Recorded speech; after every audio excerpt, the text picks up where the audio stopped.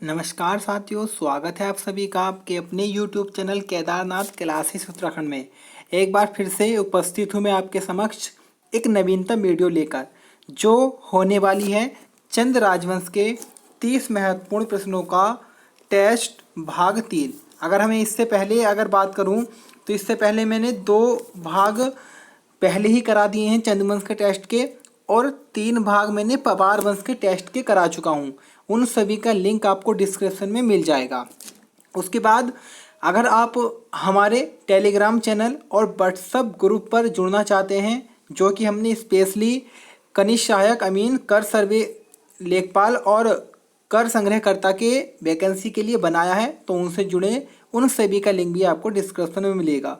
Video शुरू करने से पहले पुनः एक बार बताना चाहता हूँ, ये जो हमारा टेस्ट होने वाला है ये अनुभवी छात्रों के लिए हैं, जो लगातार 3-4 साल से पढ़ रहे हैं और जिन्होंने उत्तराखंड में परीक्षा माणी से अदर काफ़ी सारी अन्य बुकें, चाहे वो सिंगल वन लाइनर हो या आपकी अजय रावत जी की हो, राजेंद्र बलौदी जी की हो, इन बुकों को पढ़ रखा है, उन्हीं के लिए क्वेश्चन है।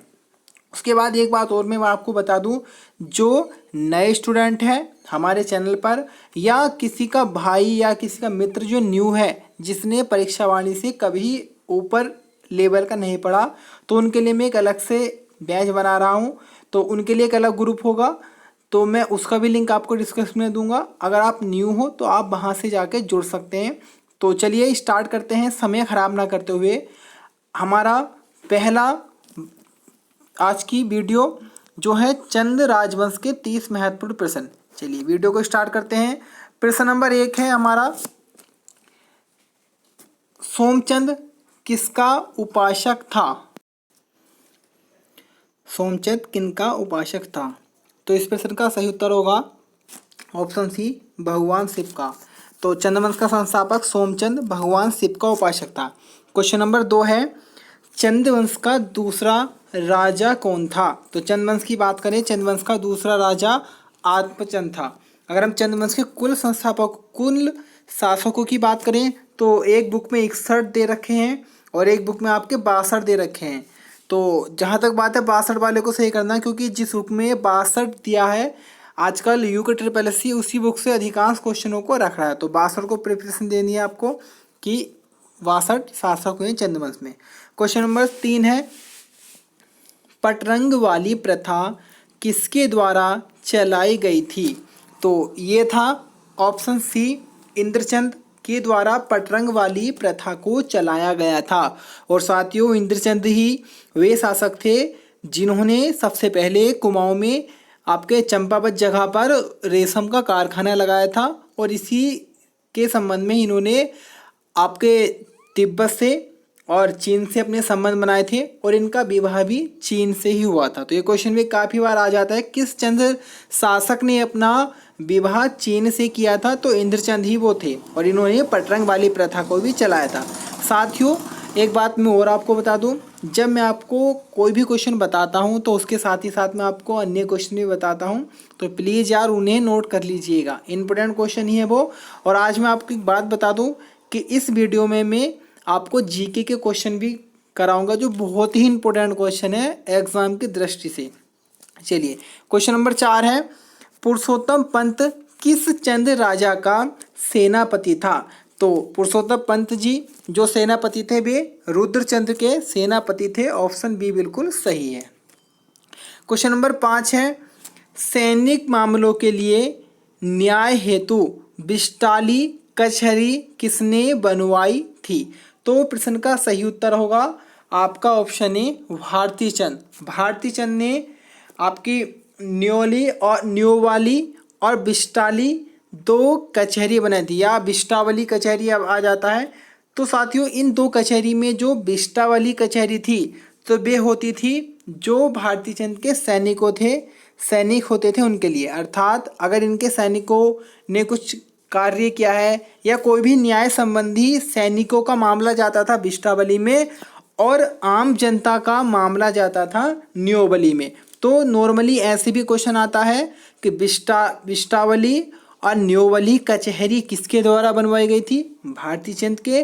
और सैनिक मामलों के न्याय हेतु कहाँ जाना पड़ता था, बिष्टावली में, और आम नागरिकों के लिए कहाँ जाना पड़ता था, न्योवली में। तो दोनों ही कितने भी प्रकार से क्वेश्चन आ जाए। और भारती चंद के बारे में आपको पता ही होगा, यही पहले वो राजा थे जिन्होंने आपके डोटी राज्य को कर ना देने के लिए उनसे युद्ध लड़ा था। लगभग 12 वर्षों तक इन्होंने घेराबंदी की थी उस एरिया की, और बाद में जाकर नेपाल के उस हिस्से के राजा को हार माननी पड़ी थी। क्वेश्चन नंबर 6 की तरफ बढ़ते हैं।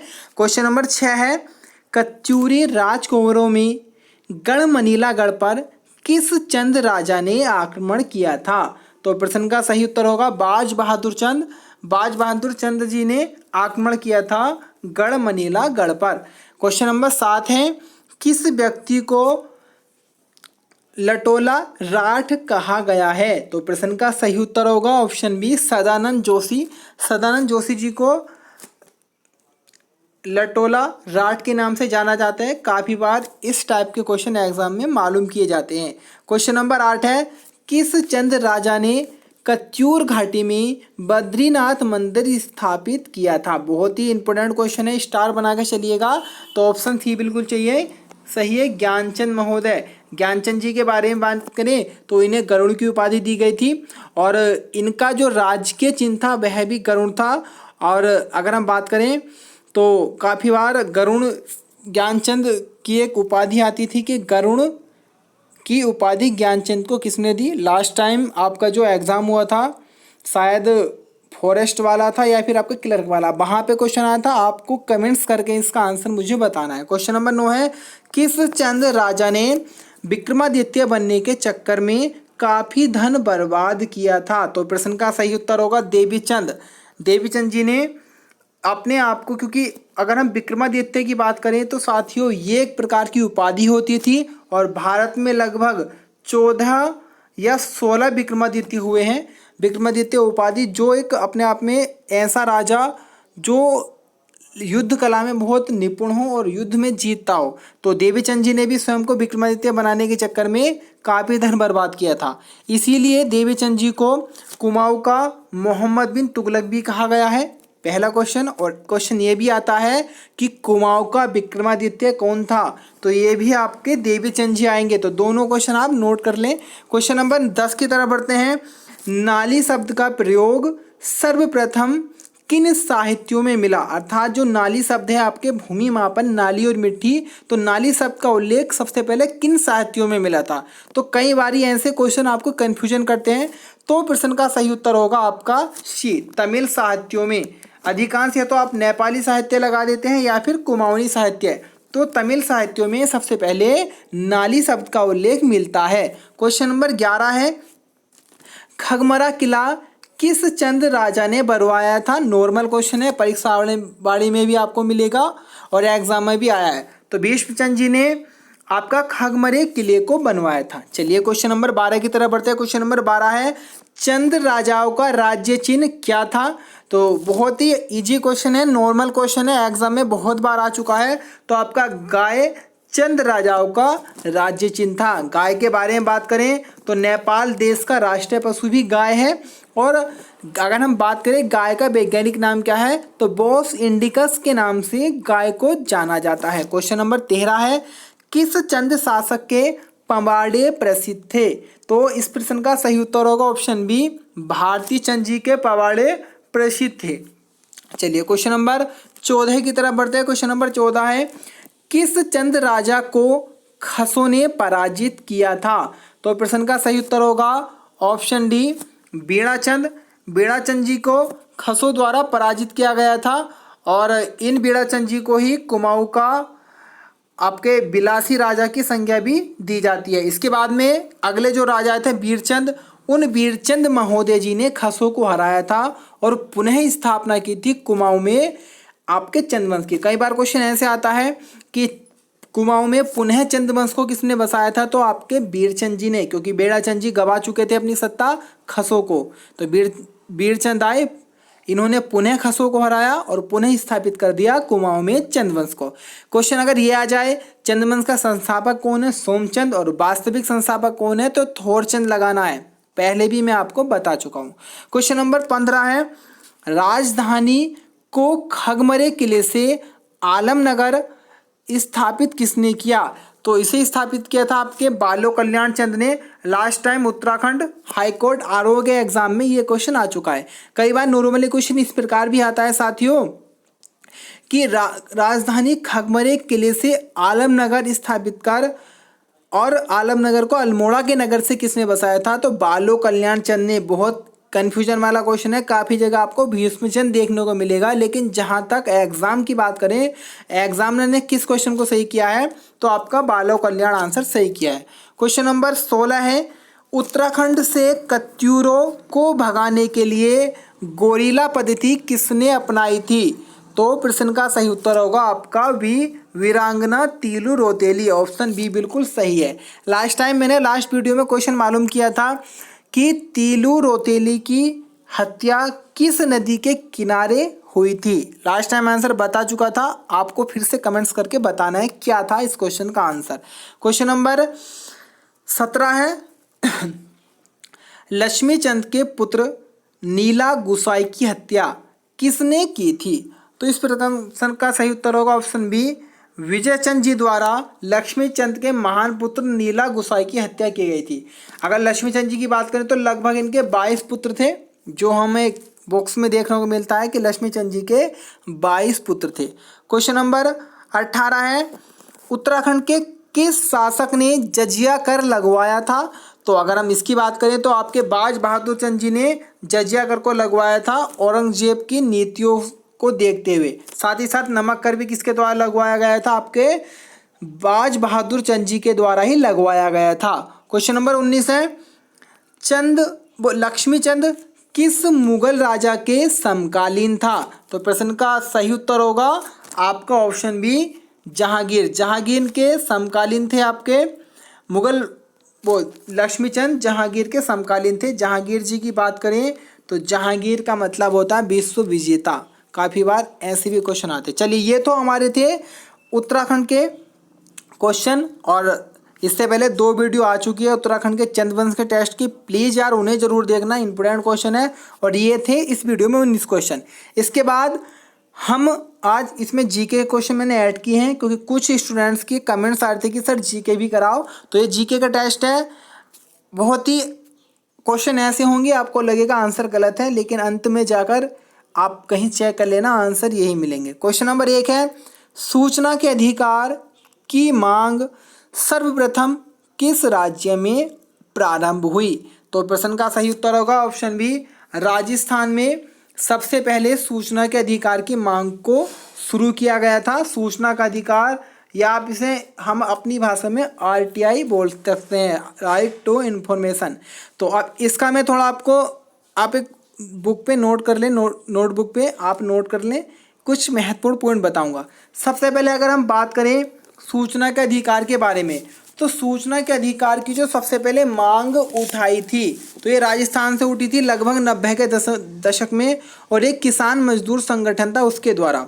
उसके बाद में अगर हम इसकी बात करें तो सन 2002, आप सन देखना आपको, सन 2002 में भारत की संसद में इसे पास किया गया। किस नाम से?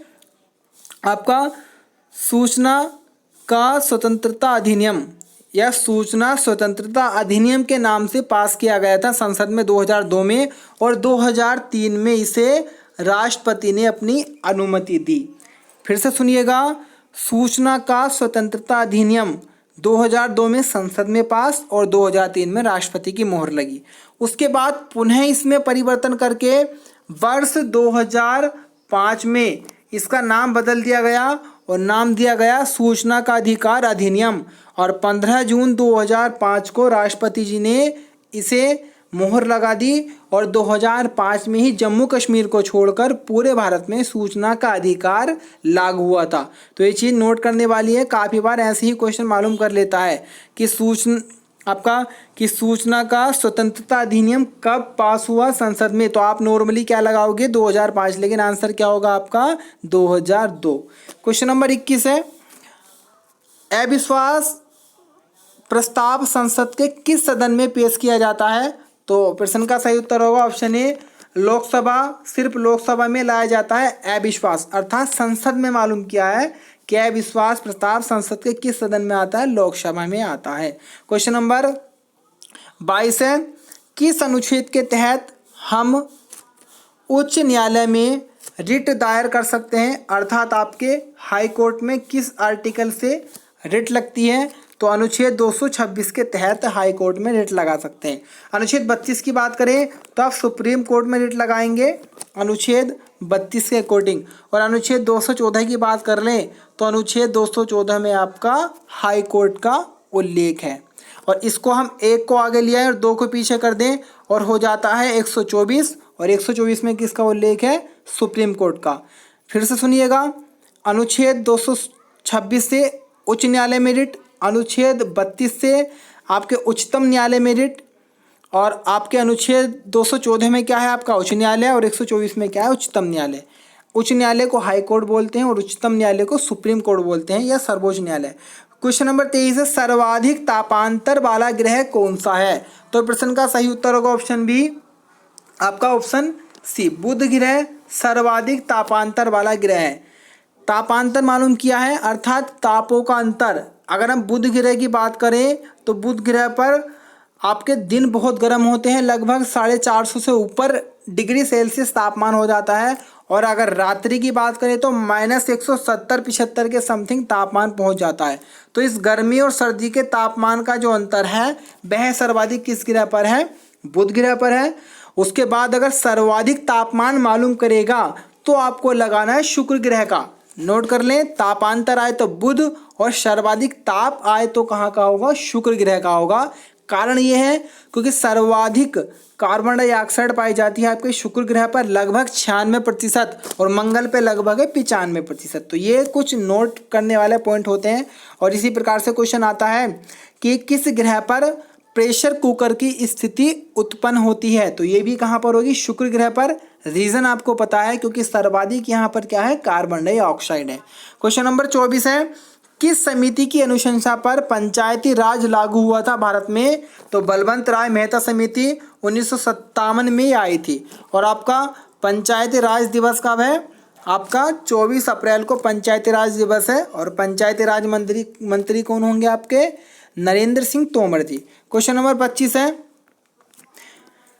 यूनियन पब्लिक सर्विस कमीशन अर्थात यूपीएससी जो आपके एग्ज़ाम कराते हैं, आईएएस के एग्ज़ाम जो संस्था कराती है, या इसे हम बोल देंगे संघ लोक सेवा आयोग या यूनियन पब्लिक सर्विस कमीशन। तो इसकी पहली महिला अध्यक्ष कौन थी? तो इसमें ऑप्शन नहीं है, ऑप्शन डी बिल्कुल सही है, इनमें से कोई नहीं। अर्थात रोज मिलियन मैथ्यू पहली अध्यक्ष थी यूपीएससी की, जो 1992 से 96 तक इसकी अध्यक्ष रही थी। अगर हम बात करें यूपीएससी की स्थापना कब हुई थी? 1926 में। और यूपीएससी की स्थापना किस एक्ट से हुई थी? 1919 के एक्ट से। ये इंपोर्टेंट क्वेश्चन है बहुत। क्वेश्चन नंबर 26 है, भारत की निर्वाचन प्रणाली किस देश की निर्वाचन प्रणाली के समान है? तो प्रश्न का सही उत्तर होगा ऑप्शन बी, ब्रिटेन की निर्वाचन प्रणाली के समान है भारत की निर्वाचन प्रणाली। क्वेश्चन नंबर 27 और इम्पोर्टेंट, वेरी इंपोर्टेंट क्वेश्चन, कि कल्पना चावला किस वर्ष अंतरिक्ष में जाने वाली पहली, यहाँ पर भारतीय आना है, इसको आप अच्छे से देख लें, पहली भारतीय महिला कल्पना चावला किस वर्ष अंतरिक्ष में जाने वाली भारत की पहली महिला बनी? तो प्रश्न का सही उत्तर होगा ऑप्शन बी, 1997। अब कुछ महत्वपूर्ण प्रश्न मैं आपको बता रहा हूँ, उनको आप नोट कर लें। कल्पना चावला जी का जन्म वर्ष 1961 में हरियाणा के करनाल में हुआ। काफ़ी बार यहाँ से भी क्वेश्चन मालूम कर सकता है कि कल्पना चावला का जन्म कहाँ पर हुआ था? हरियाणा में 1961 में। उसके बाद में 1995 में कल्पना चावला ने नासा ज्वाइन किया, जो कि अमेरिका की एक अंतरिक्ष संस्था है। जैसे भारत में इसरो है, सेम इसी प्रकार से अमेरिका में नासा है। वर्ष 1996 में नासा के अंतरिक्ष दल में शामिल हुई, जो अंतरिक्ष जाने वाले दल होते हैं नासा के। उसके बाद में 1997 में पहुंच गई और वर्ष 2003 में कोलंबिया यान से दुर्घटनाग्रस्त होकर इनका निधन हुआ था। लास्ट टाइम ये क्वेश्चन आ चुका है कि कल्पना चावला जी की हत्या किस यान में हुई थी? कोलंबिया। एक बात और आपको बता दूं, जब ये 1997 में गई थी तब भी इनका जो ये अंतरिक्ष यान था वो कौन सा था, कोलंबिया ही था। तो सारे पॉइंट नोट कर लें, कोई भी कन्फ्यूजन हो तो कमेंट्स बॉक्स में कमेंट्स कर दीजिएगा। क्वेश्चन नंबर 28 है, 0 घंटा देशांतर किसे कहा जाता है? तो आपके 15 डिग्री देशांतर को 0 घंटा देशांतर कहा जाता है। क्वेश्चन नंबर 29 है, राणा कुंभा का वास्तविक नाम क्या था? तो राणा कुंभा जी का वास्तविक नाम कुंभकर्ण था। काफ़ी अजीब क्वेश्चन लग रहा होगा लेकिन आंसर आपका यही है, कुंभकर्ण। आपके एस.के. पांडे मध्यकालीन भारत में ऐसे क्वेश्चन मिलेंगे। क्वेश्चन नंबर 30 है, हैदराबाद शहर का संस्थापक कौन था? तो ऑप्शन बी बिल्कुल सही है, कुली कुतुब शाह ने हैदराबाद शहर को बसाया था और इस कुली कुतुब शाह ने ही हैदराबाद में चार मीनार का निर्माण भी करवाया था। तो ये था आज का हमारा टेस्ट, चंद्रवंश और भारतीय जीके के महत्वपूर्ण प्रश्न। अगर आपको वीडियो अच्छी लगी हो तो प्लीज़ यार चैनल को सब्सक्राइब कर लें। मिशन 746 हमारा चल ही रहा है। अमीन, कनीश सहायक, कर संग्रहकर्ता और सर्वे लेखपाल के लिए केदारनाथ क्लासेस उत्तराखंड से जुड़ें। साथ ही साथ हमारे टेलीग्राम और व्हाट्सएप ग्रुप से जुड़ें, जिनका लिंक आपको डिस्क्रिप्शन में मिल जाएगा। और जो भी न्यू स्टूडेंट्स हैं और इन्होंने अभी डीप उत्तराखंड या जीके या फिर हिंदी को नहीं पढ़ा है तो प्लीज़ एक बार मुझे कॉन्टैक्ट कर लें, कमेंट्स कर दें या तो कि हम न्यू हैं, या फिर मेरे इस नंबर पर 9627313767 पर एक मैसेज लिखें, मिशन 746 न्यू करके, मिशन 746 न्यू। उनको मैं एक अलग ग्रुप में ऐड करूंगा जहां पर सिर्फ मुझे आपके पढ़ाना है, टेस्ट नहीं दूंगा। पहले पढ़ाऊंगा उस टॉपिक को, उसके बाद में टेस्ट दूंगा। क्या उसके लिए पेड चार्ज होगा, उसके लिए पैसे दिए जाएंगे या वो फ्री रहेगा, इसकी जानकारी मैं आपको वहीं पे बता दूंगा। तो प्लीज़ यार वीडियो को लाइक करते रहें और चैनल को सब्सक्राइब करते हैं और शेयर करते रहें अपने साथियों के पास। धन्यवाद।